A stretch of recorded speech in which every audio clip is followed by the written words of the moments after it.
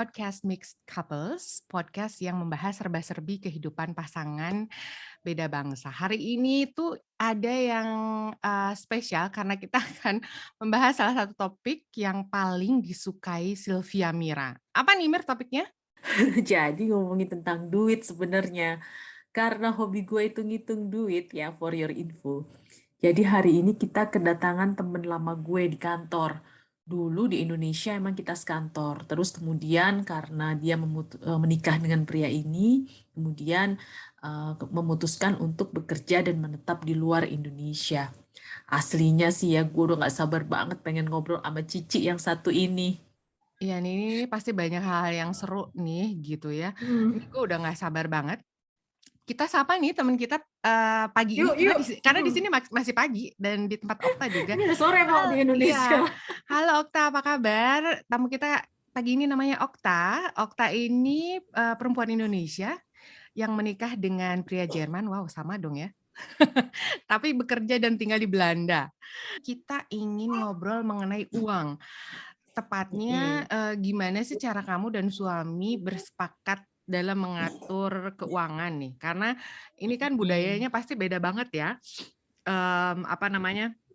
Aku juga sempat terkaget-kaget lah ya dengan budaya keuangan ini. Nah, barangkali bisa cerita nih Okta soal ini gitu. Ya, jadi kalau budaya keuangan itu ya, menurutku ya sangat berbeda dari Indonesia, juga dengan Jerman dan juga dengan Belanda.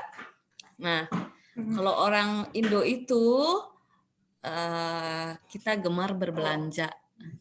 Gampang Gue percaya banget. Percaya sama lu. Keluar duitnya tuh gampang, orang Indo. Kalau ada duit pasti duitnya keluar buat makan, buat belanja, ya kan? Buat kongko ya. Pengalaman gue nih sama bule Jerman dan bule Belanda, mereka itu ada istilahnya tuh namanya sparsam. Ngirit cuy, gitu ya. Banget ngirit. Sparsam ya, Bo ya. Ya. Benar-benar. Nah, ini sparsam ini tuh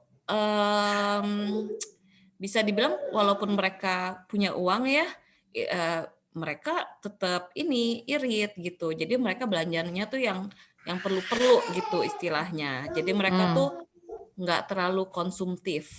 Nah, menurutku itu yang berbeda banget ya. Jadi mereka kalau mau beli sesuatu tuh mereka beneran research, mereka beneran pertimbangkan perlu nggak sih gitu. Jadi nggak langsung war-war beli-beli aja. Dan juga makan juga berbeda. Berbelanja makanan juga mereka mikir karena makan di luar di sini lumayan mahal gitu, nggak kayak di Indo gitu. Iya. Dulu tuh biasa gue itu bisa 3 kali makan di luar gitu. Dan gue di Indonesia. Ya di Indo. Dan gue di sini udah 7 tahun ya. Dan itu kan udah kebiasaan banget. Sekarang gini deh, orang Indo kalau kemana-mana kan pasti jajan kan, jajan sama beli souvenir ya nggak sih? Ada nggak sih tempat rekreasi di Indo yang nggak ada tiba-tiba ada bedengnya jualan Indomie ya kan, sama orang jualan souvenir. Lu istilahnya naik ke atas air terjun, tiba-tiba di atas air terjun itu ada yang jual Indomie gitu. Karena permintaannya tuh emang ada. Kalau di sini ya nggak ada kayak gitu. Jadi waktu awal masuk ke sini juga apa ya, suami gue juga bilang pokoknya kalau di sini tuh nggak ada yang makan di luar setiap hari seperti itu karena emang mahal. Misalnya sekali beli makanan 20 euro, istilah itu kan udah 320.000 atau lebih bahkan ya. Jadi orang sini kecuali yang kaya raya mungkin ya ada chefnya gitu ya, orang yang biasa-biasa ya mereka akan masak sendiri gitu. Itu juga kayaknya dulu tuh ya berasa aneh kan, ternyata kalau misalnya di sini tuh kalau orang dating aja ya itu tuh dibagi 2 dan sampai sekarang meskipun misalnya aku berdua sama suami, even sama suami istri sekarang tetap ya. Iya, meskipun sama suami gitu ya ke restoran itu si pelayannya akan nanya, ini mau bayar barengan atau mau dipisah? Karena itu kayak udah biasa gitu bahwa setiap orang bahwa setiap orang harus mandiri, istilahnya membayar makanannya sendiri gitu ya. Makanya jangan mengira nih ya, kan pasti ini juga sesuatu yang semua wanita Indonesia alami nih kalau mereka end up dengan bule ya. Pasti orang bilangnya, ih enak ya married sama bule, pasti sering dibayarin. Sementara Iya, kalau itu kita kan, kayak gini, itu tuh stereotip dari banget ya. mananya dibayarin gitu kan. Iya, iya, iya. Tapi mungkin itu ya, maksudnya gini, itu kan di Indonesia mungkin budayanya secara umum seperti itu. Terus ketika kita ada orang lain dengan budaya yang lain, kita tetap memakai kacamata Indonesia itu gitu. Padahal Iya. nggak sama gitu. Apalagi kalau kita hidup di negaranya gitu kan gitu. Tapi mungkin itu juga jadi salah satu penyebab kenapa perempuan di sini istilahnya dipaksa ya, dipaksa untuk mandiri dan kerja karena ada apa ya, ada status hubungan sosial atau antara suami dan istri ini yang beda banget gitu ya. Jadi memang wanita itu dipandang setara, ya kan? Karena mereka dianggap equal, berarti wanitanya juga punya hak dan punya kewajiban gitu ya untuk contribute misalnya juga financially kalau dia bisa gitu. Ya. Nah, gimana kalau misalnya wanitanya tidak bekerja? Kadang-kadang kan ada juga tuh seperti itu. Kadang-kadang most of the time yang gue lihat bukan karena wanitanya nggak mau bekerja, tapi karena sulit gitu untuk bekerja, untuk dapat kerja di sini gitu. Misalnya karena tantangan bahasa, kan nggak semua orang pindah ke sini bahasa Belandanya atau misalnya kalau pindah ke Jerman gitu bahasa Jermannya udah cukup buat kerja gitu. Jadi mungkin ada saat di mana wanitanya belum bisa bekerja. Nah, kalau seperti itu sih kalau gue lihat ya yang common terjadi suaminya tetap membayari. Tapi hidupnya tuh bukan hidup mewah gitu loh. Apa sih tantangan terbesar ketika mengkompromikan urusan finansial sama suami? Kalau berdasarkan pengalaman. Ya itulah dari yang perbedaan culture seperti ngasih duit orang tua. Jadi kalau kita tuh membayari orang tua di Indo, itu juga bukan sesuatu yang common di sini gitu. Jadi it's not Ngirim culture uang lah ya, gitu. ngirim uang gitu kan. Ngirim uang, ya kalau orang Indo kan pastilah dikit-dikit pasti ada kan ngirim uang orang tua. Dan nggak usah diperdebatkan ya nggak? Kalau kita ngirim istri atau suami ngirim uang ke orang tuanya. Itu sebagai ini ya, sebagai tanda bakti malah justru ya. Kita malah justru nggak apa-apa Tapi gitu. Buat kerja gimana juga. Okta? Maksudnya kalau Okta sendiri, lu masih nggak ngirim uang ke orang tua dan karena lu bilang di sana tidak common, bagaimana tuh ngobrolin itu sama suami? Iya, terus penyiasatinya gimana tuh Tak supaya nggak ada konflik sama si David? Ya, jadi begini, kalau misalnya mengirim uang ya, mendingan kitanya kerja, udah gitu aja. Ya benar. Supaya you have a freedom ya Tak ya, you have a freedom. Iya benar. Nah, it's kan financial freedom is the real freedom gitu kan. Jadi mengirim uang buat keluarga itu dia suami nggak ngerti banget karena dia berasal dari ya keadaan yang totally the other way around gitu. Yang mana kalau misalnya ada susah, mungkin kita bisa pinjam uang orang tua gue gitu. Terus gue, kenapa solusi lu tuh selalu orang tua lu? Kita kan harus, sementara kode gue gitu, karena gue kan biasa punya orang tua yang middle economy ya gitu. Jadinya merasa tidak boleh membebani orang tua gitu. Sementara kalau dia sebaliknya gitu. Jadi kalau buat dia, kenapa orang tua butuh duit lu gitu? Mereka kan hidupnya udah lebih lama dari lu. Harusnya mereka lebih punya uang daripada lu. Jadi he has no understanding of these things gitu. Cuman again, karena gue punya penghasilan gue sendiri, ya ujung-ujungnya selama apa ya, akhirnya dengan pembicaraan gue bilang buat gue ini important, gue udah lakukan ini sepanjang hidup karir gue, kenapa dengan menikah dengan lu, gue jadi nggak bisa melakukan ini gitu. Ya. Nah, jadi kalau buat dia oke, ujung-ujungnya selama kita masih cukup, it's okay gitu. Dan juga tergantung gimana mau mengatur keuangan dengan suami kan. Karena kalau misalnya kebanyakan, gue nggak tahu kalau di Jerman ya, Jerman mungkin Mira yang bisa speak to it. Kalau gue lihat orang-orang seumuran gue di Belanda, pasangan seumur gue di Belanda, mereka tuh tabungannya nggak mix gitu. Apalagi kalau misalnya istrinya bekerja, dan kalau istrinya gajinya lebih bagus dari suaminya, istrinya juga udah nggak mau gitu. Ngapain gue gabung, duit gue jadi makin dikit gitu. Nah, sementara lakinya mikirnya sama gitu. Jadi how do they deal with it?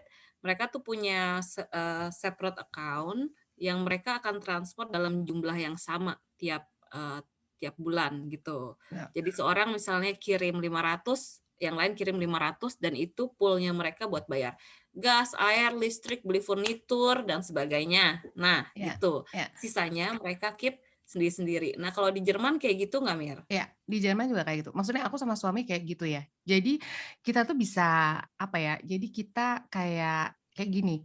Kita hitung nih seluruh pengeluaran rumah tangga sampai asuransi, sampai apa segala macam, rekreasi, liburan. Kita butuh berapa nih dibagi dalam setahun?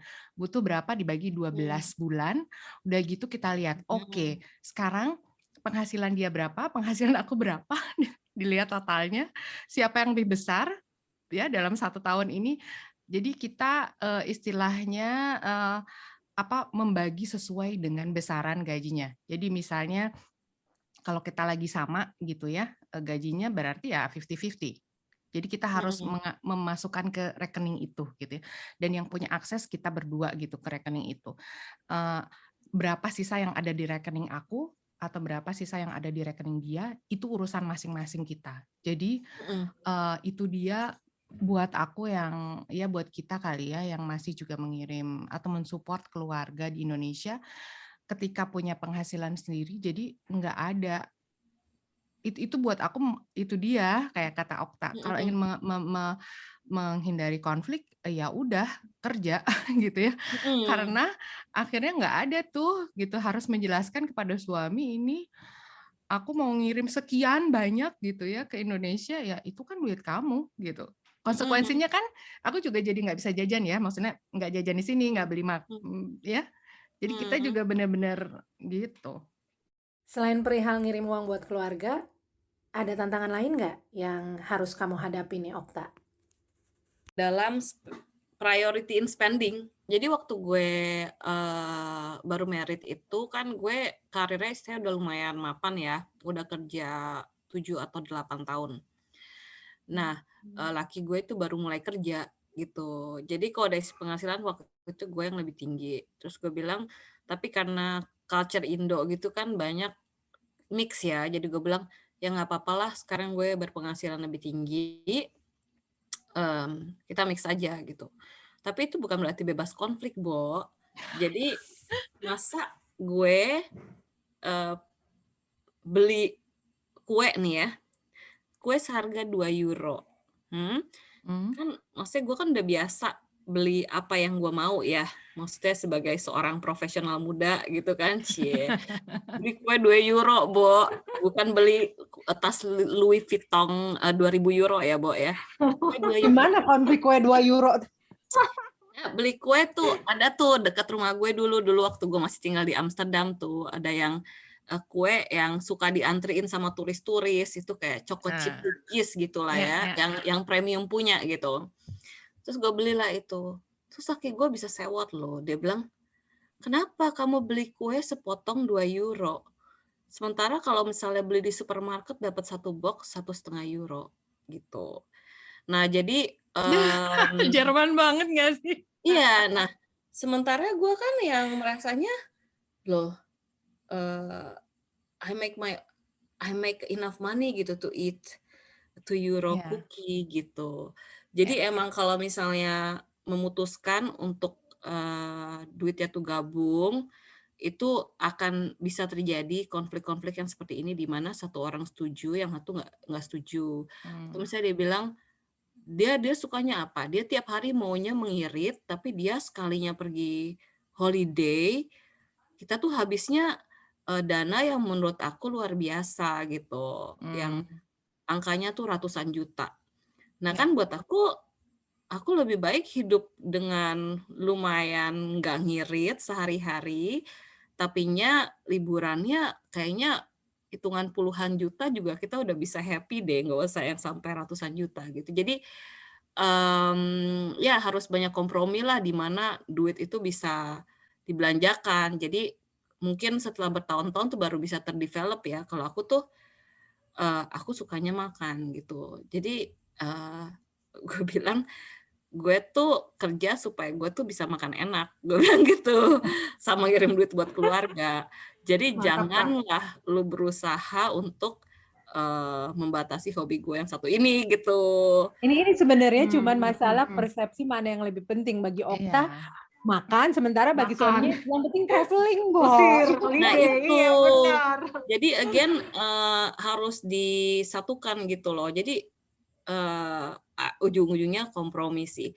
Tapi memang kalau misalnya mau lebih gampang, mungkin lebih baik seperti Mira gitu ya. Jadi kan seenggaknya ada yang uang buat bareng, ada yang buat sendiri. Jadi uang yang punya sendiri mau diapain semau-mau orangnya gitu. Jadi tapi tiap orang harus milih yang mana yang cocok lah buat Iya. masing-masing. Nah mungkin Iya, itu juga betul. sesuatu yang kalau misalnya orang mau merit dengan pria luar ya, mungkin kalau dapat pria luar yang benar-benar tajir melintir gitu ya, mungkin berbeda gitu ya, yang agak-agak sugar daddy gitu kan. Tapi kalau misalnya yang kalau yang biasa-biasa gitu ya, kayak laki gue gitu, ya either harus siap mengirit atau harus siap kerja, gitu aja sih.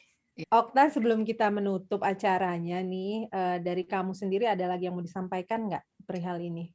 Ya kalau teman-teman di Indo yang memang mau menikah dengan orang asing, ya dipertimbangkan dulu dan lebih baik didiskusikan dulu masalah finansial secara masak lah dengan suaminya. Dengan mendengar apa yang sudah kita alami kan, jadi mungkin udah ada sedikit pengetahuan tentang apa aja gitu yang mesti didiskus sama suami sebelum memutuskan untuk ya menikah dan pindah ke negeri orang gitu. Iya, benar banget. Oke, jadi itu ya harus transparan dalam urusan keuangan dan dikomunikasikan, cari jalan tengah, dan tadi yang Okta juga bilang, prioritinya yang mana nih? Yang mau dilebih dahulukan, makan enak, traveling, kirim uang ke keluarga atau apa, itu yang harus didiskusikan di awal-awal hubungan ya. Iya, mesti juga didiskusikan begini, apakah nanti kalau pindah ke negeri orang itu akan bekerja. Kalau misalnya tidak bekerja kan pasti suami yang harus menanggung gitu. Seberapa relanya suami menanggung, nanti dapat budgetnya berapa gitu kan. Jadi dilihat dulu bisa nggak hidup dengan uang segitu gitu. Dan Itu juga mungkin ini ya ya. konsekuensi bahwa kalau harus bekerja berarti aku ngerasa effortnya harus harus siap dengan itu dia belajar bahasa baru, sistem baru gitu ya. Itu kalau aku sih dulu tuh nggak kepikir seperti itu dan itu adalah salah satu yang apa ya tantangan yang paling besar itu memang ketika bahasanya lain itu harus siap banget gitu. Karena tanpa menguasai bahasa lokalnya agak sulit. Nggak kayak di Indonesia ya, bule-bule nggak harus belajar bahasa Indonesia bisa dapat kerja gitu kan. Kita nih flip up gitu loh. Ketika kita di sini status kita nggak dilihat kayak bule, kita nih orang asing yang harus catching up gitu. Iya. Oke, Seru thank banget you hari ini. banget ya. Thank you banget Okta untuk obrolannya hari ini. Oke, demikian bahasan episode kita kali ini. Nah, kalau kamu nih pengen ngobrol-ngobrol sama kita di sini boleh banget loh. Silahkan kirim email ke mixedcouples.id@gmail.com atau bisa DM kita di Instagram kita @mixedcouples.id. Boleh follow juga ya Yani ya. Boleh dong, Boleh. follow Instagram. So, Thank see you you next ya time udah kalau banyak kayak gitu ya. ngobrol-ngobrol. See you Iya. next Iya, thank you time. Okta. See you next Makasih time. banyak, Bye-bye. Okta.